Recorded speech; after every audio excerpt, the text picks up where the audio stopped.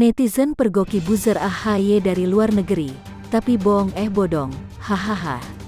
Penulis, Nina Noor. Soal buzzer rame lagi nih. Gegara disebut oleh Jusuf Kalla, JK, dalam wawancaranya dengan detik.com. Awalnya JK mengakui keberadaan buzzer ketika ada pemilu. Sebenarnya buzzer itu mulai pada setiap kampanye. Tapi itu biasa saja. Bagaimana memuji pasangan calon yang didukungnya atau mencela lawannya, kata JK. Tapi kemudian JK menuding buzzer sebagai sumber kekacauan di negara ini. Menurut JK, harusnya kerja buzzer selesai begitu pemilu selesai. Jadi tolonglah siapa itu yang bisa memperbaiki. Sebab sumber segala kekacauan adalah buzzer-buzzer itu.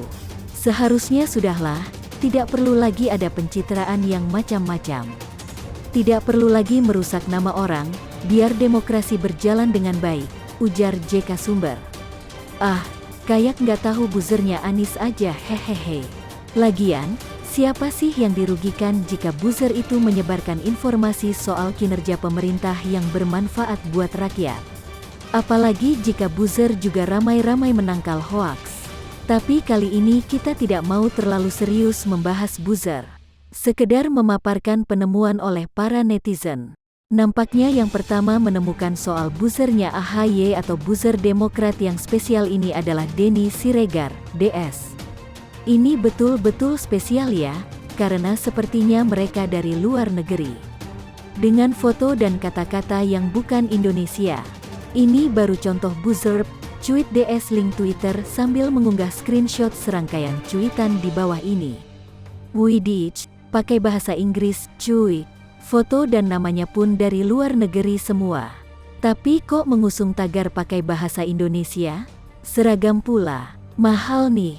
Bahkan disebut DS sebagai buzzer dolar, hehehe. Bukan hanya DS, seorang pegiat media sosial lainnya, Yusuf Muhammad, @Yusuf_Dumdum, juga mengunggah screenshot serupa. Ngerih juga mainnya. Kira-kira buzzer asing gini bayarannya pakai dolar atau rep, cuit Yusuf link Twitter beserta emotikon ngakak. Kedua cuitan ini mendapat banyak perhatian para netizen. Ada pula yang menyebut para buzzer ini sebagai buzzer impor. Apakah benar mereka ini akun-akun dari luar negeri semua? Saya pun mencoba untuk menelusurinya, sejauh kemampuan dan dalam waktu yang singkat saja. Ini beberapa fakta kocak yang saya temui. Pertama, saya coba melihat akun dengan nama Alexander Areola. Di keterangan akunnya, lokasinya sih di Meksiko. Follower dan yang dia follow cuma seuprit. Indikasi akun buzzer. Dari foto profil, ternyata itu adalah foto Pedro Martinez, seorang atlet baseball di Amerika Serikat. Makin jelas ini akun bodong ya. Nah, yang bikin saya ngakak adalah ketika saya menelusuri cuitan-cuitannya dan apa yang saya temukan. Lihat saja di foto berikut ini, hahaha. Hahaha, cuitannya mendukung AHY sok pakai bahasa Inggris. Tapi kok juga mencuit soal UN dan diputusin digantungin? Anak sekolah mana nih? Di foto terakhir itu ada asal dari cuitan, yakni tweetbot.net. Selain itu dia juga mencuit dari aplikasi TweetDeck. Keduanya merupakan sarana yang memungkinkan penggunanya untuk mengatur cuitan. Bisa dari satu akun mencuitkan banyak di waktu tertentu, atau memakai beberapa akun mencuitkan hal yang sama. Oke, kita lihat lagi akun yang lain. Yang bernama Andres Soler, memakai foto seorang pembalap MotoGP, Alvaro Bautista. Follower dan yang dia follow juga sedikit sekali. Akunnya berlokasi di Meksiko, sama dengan yang di atas ya. Tapi, serupa dengan penemuan di atas, ada satu cuitannya yang jauh berbeda dengan cuitan soal AHY. Sementara yang memakai nama Diego Aibara, memakai foto profil seorang perempuan. Saya tidak tahu itu foto siapa. Yang pasti, lokasi yang tertulis adalah Indramayu saudara-saudara, hahaha. Dan salah satu cuitannya juga bikin saya ngakak, walaupun nadanya sedih. Sedangkan yang satu lagi, atas nama Natalia Sastre, lokasinya juga di Meksiko, juga minim following.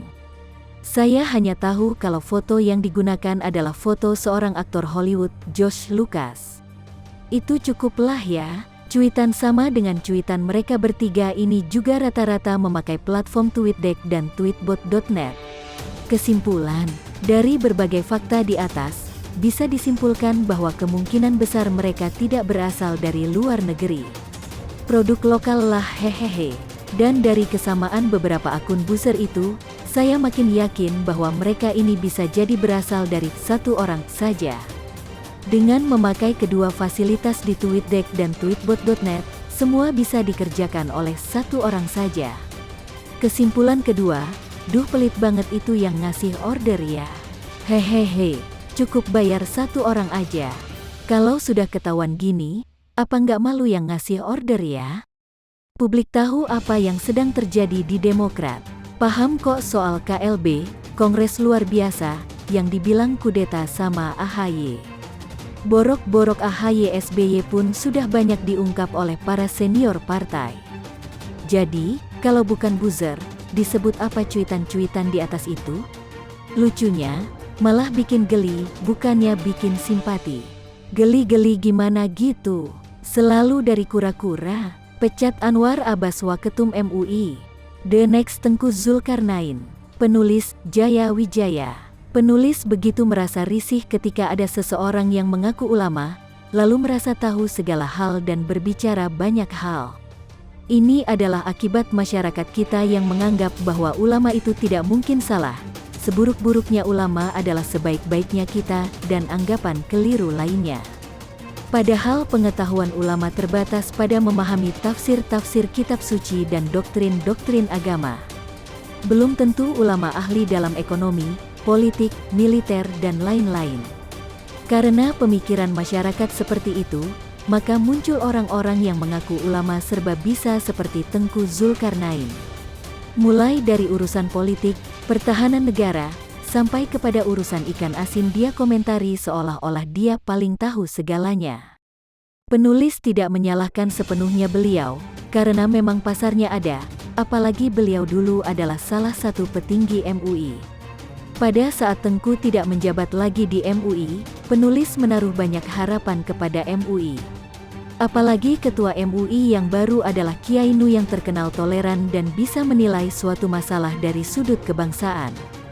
Tapi berkali-kali penulis dibuat kecewa oleh pernyataan Waketum MUI, mulai dari pemilihan Kapolri yang harus seagama, sampai sekarang kejadian kerumunan Jokowi di NTT. Waketum MUI ini sering sekali mengomentari masalah politik tanah air, seringkali yang tidak berhubungan dengan MUI sebagai lembaga stempel halal. Pernyataan paling membuat penulis kesal adalah saat dia berkata, hukum harus mendidik, bukan untuk membidik ketika mengomentari soal kasus hukum Habib Rizik. Nama Waketum MUI tersebut adalah Anwar Abbas. Dari semua berita pendapat MUI, maka mayoritas yang berbicara adalah beliau. Silakan ketikkan di Google kata kunci Anwar Abbas, maka pembaca akan menemukan berbagai komentar beliau yang ngadrun banget. Jadi bisa dibilang Anwar Abbas ini adalah the next Tengku Zulkarnain. Sama-sama petinggi MUI, dan sama-sama sering mengomentari masalah politik tanah air. Terakhir dia berkomentar soal kerumunan Jokowi di NTT dan membandingkannya dengan kasus Habib Rizik. Berikut komentarnya dilansir Indonesia.com, masalahnya Pak Jokowi juga sudah melakukan hal yang sama dengan yang dilakukan oleh Habib Rizik.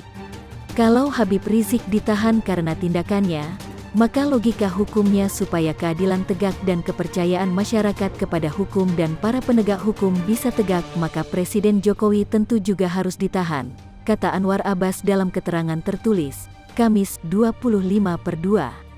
Penulis jujur capai menjelaskan perbedaan kasus Jokowi dan Habib Rizik, seperti mengajari anak SD. Silakan pembaca melihat pendapat penulis di artikel berikut ini. Jika ingin tahu pandangan penulis tentang perbedaan kerumunan Jokowi dan Habib Rizik. Yang protes dengan pernyataan Anwar Abbas juga bukan cuma penulis, tapi di seluruh media sosial banyak sekali masyarakat yang protes dengan pernyataannya yang seolah-olah meminta agar Habib Rizik dibebaskan. Jelas sekali banyak yang protes karena pernyataannya sangat ngaco, tidak mencerminkan gelarnya yang adalah Waketum MUI. Akhirnya karena banyak masyarakat yang protes, berita tentang Anwar Abbas sampai ke telinga petinggi MUI yang lain. Yang mengoreksi pernyataan Anwar Abbas dengan kalimat berikut ini, tidaklah sepadan menyamakan kunjungan Jokowi ke Maumere dengan kasus Habib Rizik, yang jelas-jelas sengaja mengadakan kerumunan, kata Mas Duki. Penulis apresiasi dengan Ketua MUI Bidang Infokom Kiai Haji Mas Duki Baidowi karena telah mengoreksi pernyataan Anwar Abbas.